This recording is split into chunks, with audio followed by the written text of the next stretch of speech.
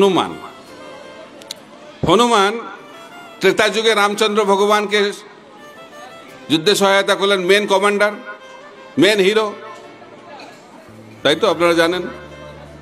কি না করেছেন রামচন্দ্র ভগবানের জন্য, সব থেকে বড় বড় কাজগুলো হনুমান করেছেন। কিন্তু ত্রেতা যুগে যখন রামচন্দ্র ভগবান কৃষ্ণচন্দ্র ভগবান হিসেবে এলেন, তার কি অবস্থা হনুমানের? হনুমানকে ফ্ল্যাগ বানিয়ে দিলেন, কপিধ্বজ। অর্জুনের রথের উপর কি হচ্ছে? কে? হনুমান। যে ছিল হিরো এখন হয়ে গেল কি? জিরো।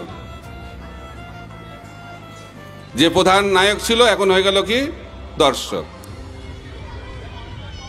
হনুমান কি অভিযোগ জানালো রামচন্দ্র ভগবানকে?